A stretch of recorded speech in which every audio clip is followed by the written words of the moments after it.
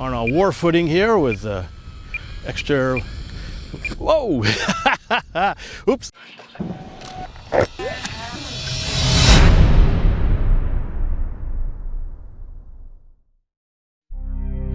The North American P-51.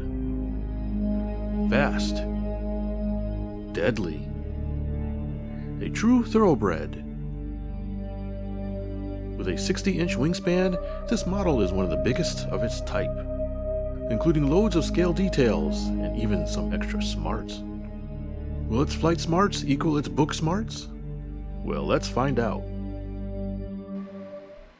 As a fairly large model, it comes in a fairly large box, though it seems to be smarter than the average box. I have the bind and fly version, so only a battery and Spectrum transmitter is needed. Everything is neatly packed to survive the ravages of shipping. Surface detail is excellent with non-glossy decals and recessed panel lines. I noted ballings on the control arms and self-connecting Allen plugs on the wingtips. The layered packaging is quite clever and almost a shame to discard. Multi-language manual is not lengthy, but has plenty of setup information. Fuselage finish is very smooth, with foam cells almost invisible.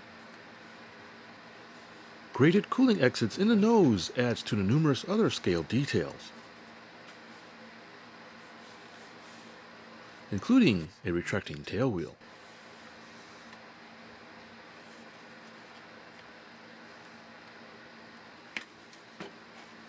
Quick release cockpit has workable detail, if a bit basic in implementation.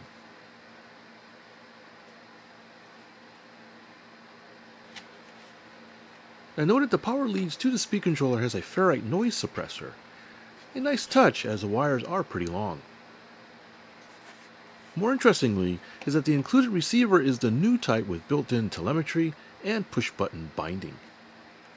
The battery area is quite large, something I will take advantage of later in the video. Overall, I was quite impressed with the details, even if they were a bit exaggerated. The kit included some rather nice drop tanks.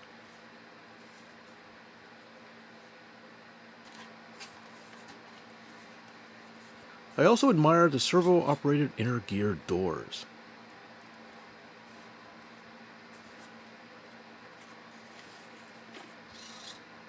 So only a few parts need assembly, which can be done very quickly. Starting with the horizontal fin, which slides into place and is then held on with several screws. The center wing utilizes a very clever multi-plug connector that self-connects to matching connectors in the fuselage. Just slide into place and screw down.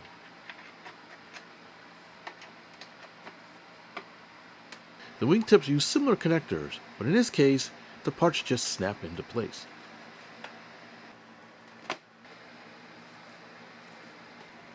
Next is the antenna detail, which is simply glued into place. Before snapping the ball into place for the elevator, note the numbered ring side which faces the ball.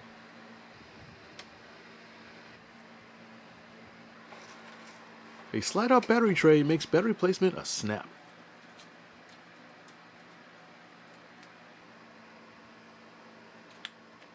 I really like the push-button bind feature. Makes it easy to set everything up.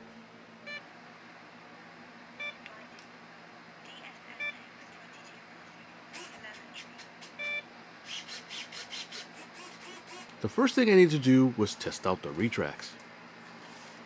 Note that there is built-in gear door cycler electronics.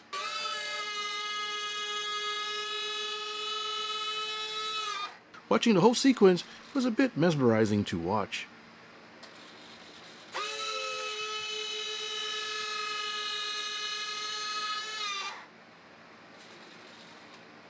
And the last part to assemble is a multi-bladed propeller. 2 screws per blade keeps the spinny bits together.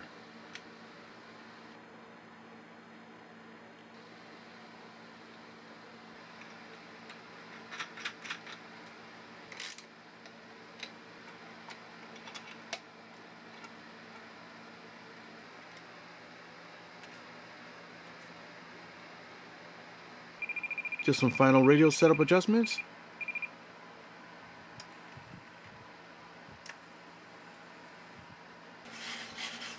And we're ready for flight.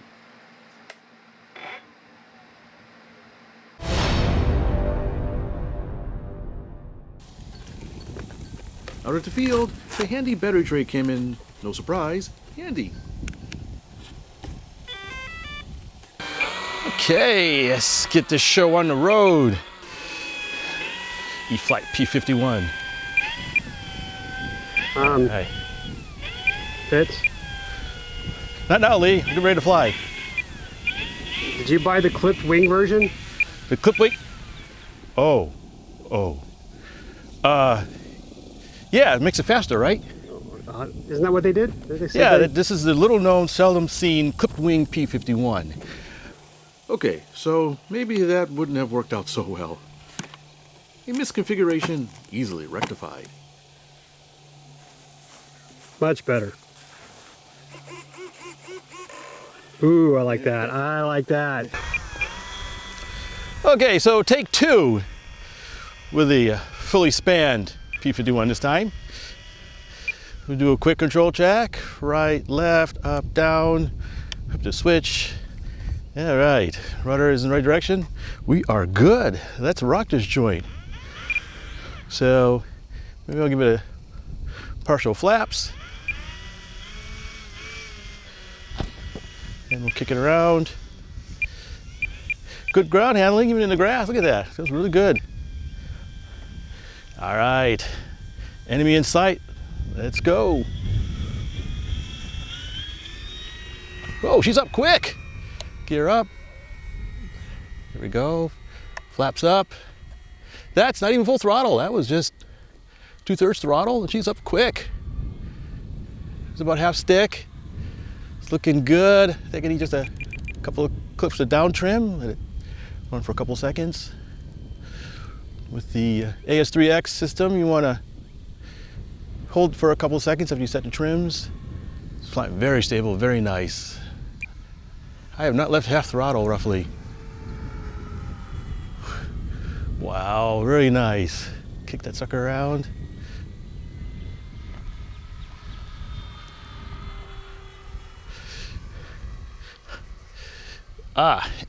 Instant satisfaction. Look at that. Let's ring around, get some speed in there.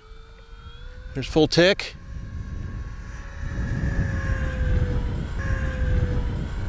We'll go vertical. Plenty of power. She won't stop. Bring her back down. So that is low rate ailerons. I'm gonna flip the switch here, click the rates up. That's a power glide. There you go, to high rates, to the right, to the left.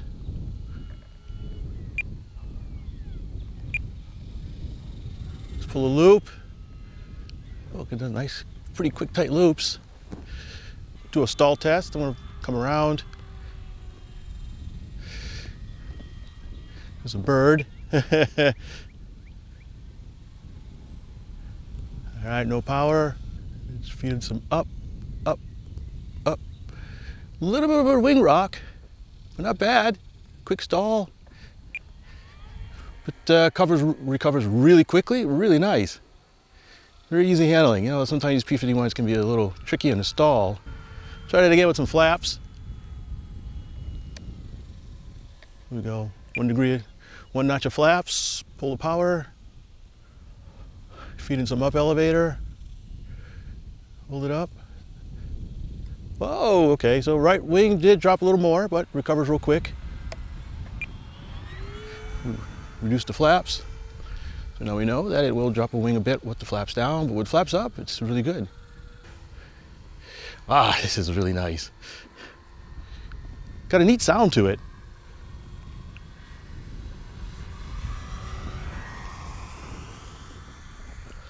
And it's partial throttle. Actually flies really nice with partial throttle. Stick some inverted. Just a light touch it down to keep it level inverted.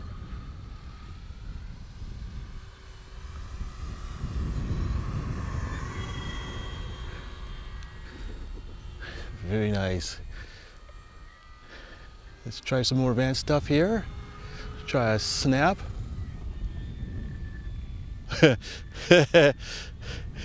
of a snap flop to the left. Of course, that was downwind. I'm gonna go upwind and try one to the right. There we go. Now we're cooking with oil. So those like the snaps to the right a little better to the left. That's interesting.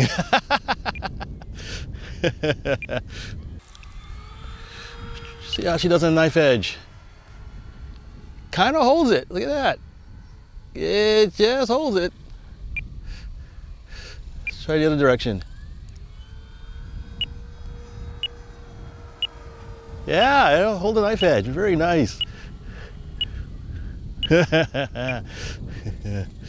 nice.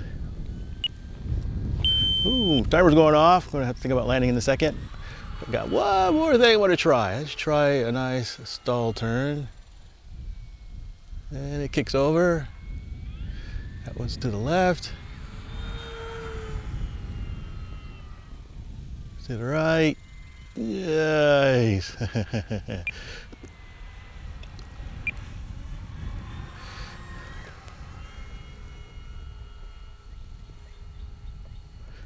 4-point roll. I don't want to land. I'm having a ball with this thing. Tally-ho! You can really snap around.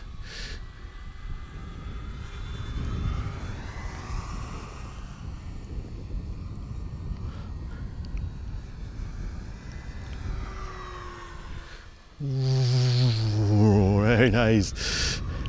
All right, let's pop the gear down. Here's the gear doors. Here's the gear coming down.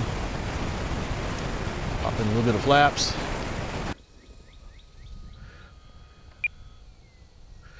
There we go. Maintains the speed pretty good. There we go. Cut the throttle a little bit of power. Oops. Not a problem. Probably cut the throttle a little early on that one, but got shock absorbing struts. And we're down. Fantastic. And that's the way you do it. So this is your brain. And this is your brain on milliamp hours. So the last flight was with a 5000 6S pack, and the next flight is going to be with a 7000 milliamp hour 6S pack. And so this is a little bit heavier, but the plane flew just fine with the 5000, so I'm highly confident that this will not be an issue. But this will be great to see what kind of runtime I get, and just to see the performance hit I get with adding a bigger battery pack. But that's not all. The drop tanks. We're going to fly fully loaded, ready for war with extra fuel and extra fuel tanks. So let's see how it flies. The fuel tanks slide into place quick and easy, and are quite secure in the position.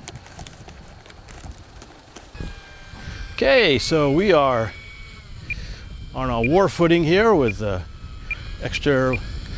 Whoa! Oops, guess I hit a rut there. There we go. The joys of taking it from a grass field. There we go. All right, tanks are on. Let's give it some flaps. And we are off. Some up elevator there. Whoa! Up again, real quick. Flaps up, gear up. There we go. Looks like it's slightly nose heavier, which is not a surprise, but definitely not a problem. Let's bring her down. Look at that, nice. The tanks kind of give it some character. Oh, a little bit of whistling sound. I'll bring it in. We hear the whistling sound again.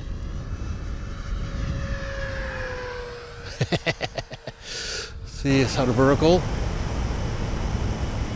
Wow, pretty much the same. Look at that. It's not stopping. Bring it down back. So there's virtually no difference. Drop tanks, and a bigger battery, so you can fly with confidence that a larger battery pack would not be a problem.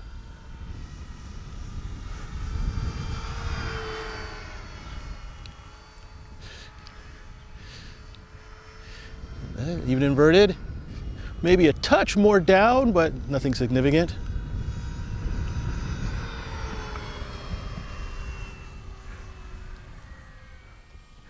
Got to do an obligatory stall test.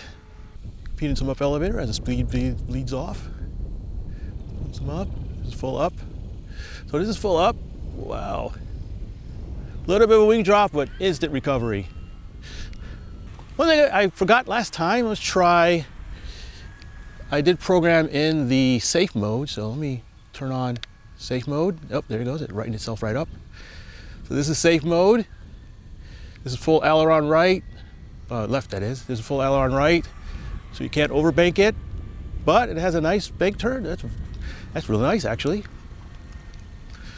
So in safe mode, it's full deflection on the ailerons.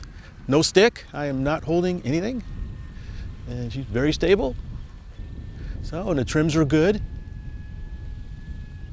I'm gonna do a full landing in safe mode, see how she does. So I'm gonna drop some flaps, drop the gear. I'm gonna go full flaps. Note, it doesn't seem to need much elevator compensation. A little high, but bring her in. Keep a little bit of throttle, let her settle in. Ah, very nice. There we go, full flaps, safe mode. I'm gonna turn it off so I can taxi back, and we're down.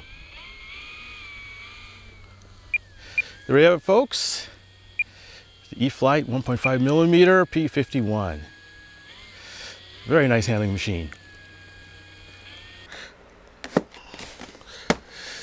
So as I alluded to before, this is a fairly large plane with an equally large presence in the air.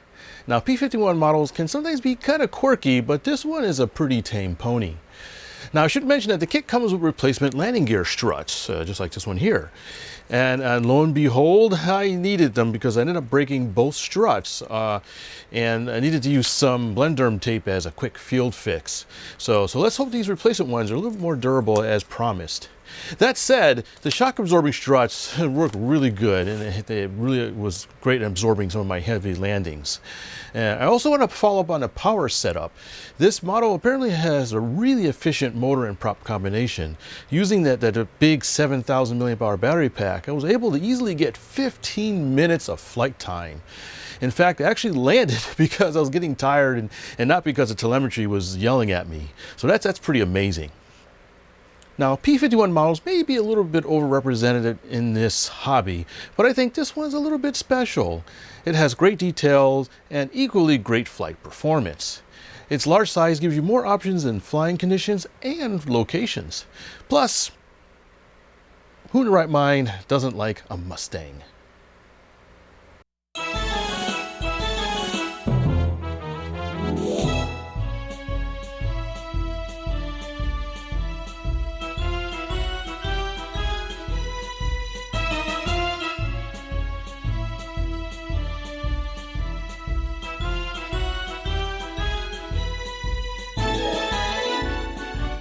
Ooh, I like that. I like that.